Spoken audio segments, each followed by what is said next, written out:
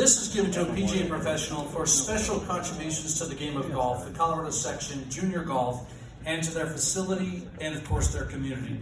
This year's winner believes in growing the game and always giving back. His career started as a caddy and has spent a large amount of his time in the development side of the golf industry, where he was involved in permitting, designing, constructing, and remodeling more than 40 courses in 3 different countries.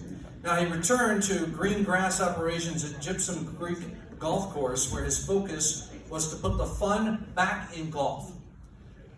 To this person, he's proud to know that he and his staff were able to introduce thousands of kids to this great game, and something you may not know about him is that he has been known to make an appearance dressed as Spider-Man to really get the kids excited about the game of golf. Join me in bringing to the stage the Director of Golf at Flatirons Golf Course and your 2019 Warren Smith Award winner, PGA professional, Tom Buzbee.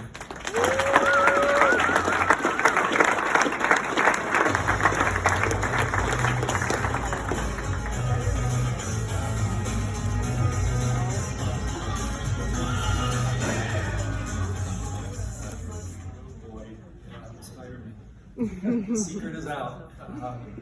Okay, so a lot of great stories here tonight. You have to admit, this is some business we're in. To a kid who started as a caddy playing public golf in Pittsburgh, from a non-golf family by far, this is incredible. You know, I looked at that list of Warren Smith Award winners earlier today, and to think that you people in this room believe I would belong on that list, that's unbelievable. The Vic Kleins, the Dow Finsterwalds, the Barry Milsteads, the Alan Abrams. It's unbelievable. This award started in 1986 because of Mr. Smith. So, you know, I had the honor of meeting him. I was this skinny little puppy kid bumping around at little golf courses in Nebraska and Iowa a long time ago, and I wanted to get to Colorado because I like to ski, and I'd seen enough cornfields by then, and I thought I knew something about something, and wrote some letters back when we used to write letters, and one of them went to Warren Smith, and he wrote back to me in Ashland, Nebraska, and I couldn't believe it. And he said, yeah, come on out and talk to me.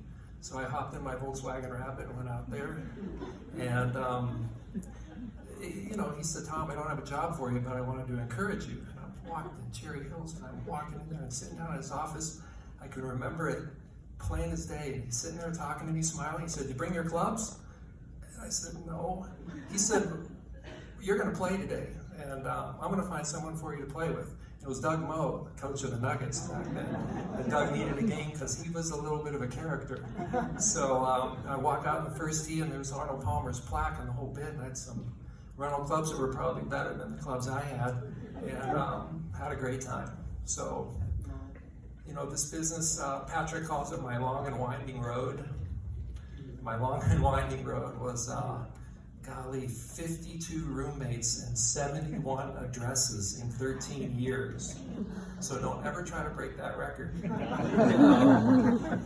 But you go where you have to go as you're paying your dues back then. That was in the old school days where you had to climb the ladder and you had to work hard. Everybody in this room knows how hard we have to work. Our wives know how hard we have to work. My wife is here tonight. She was roommate number 52. Kept her for 33 years now.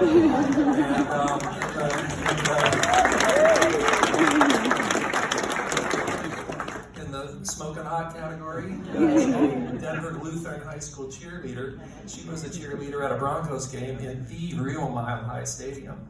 So that's a pretty cool deal. My sister's here. She helped me through some really hard times along the way.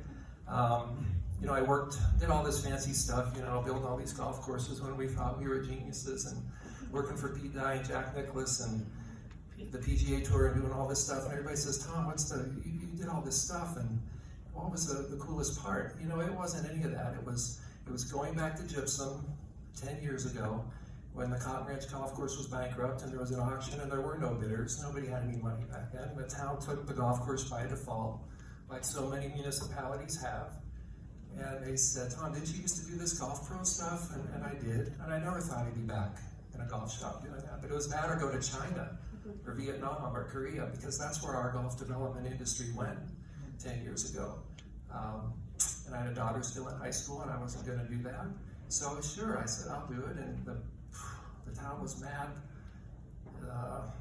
The town had to buy this golf course and bail it out. The members were mad. They lost their membership. Everybody was mad. And he said, Tom, what are you going to do? And I said, we're going to make friends with the kids, because we had schools touching the property. So PGA golf and schools came along, and First Tee came along, and everything happened. And we had so many kids at that golf course. And it worked because they brought their parents back. And I remember what Mr. Smith said back then. He said, Tom, make sure you care about the people and share the game with them. And that's so true, because that's all they really want from us. You know, that's really what it comes down to. And these are working class kids in a farming, ranching town, and they would have never touched that golf course without these programs that the Colorado section put in place just at the right time to help me out. And that's really, I think, what we're here to do, guys. We take this game too seriously. This is fun. These people want to have fun, and these kids want to have a lot of fun.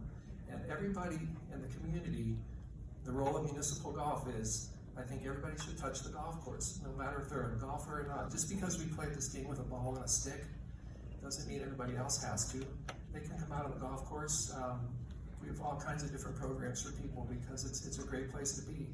And it changed my life, man. This little caddy kid from Pittsburgh who didn't know anything about anything to stand up here in front of you guys. This is really cool, so thanks.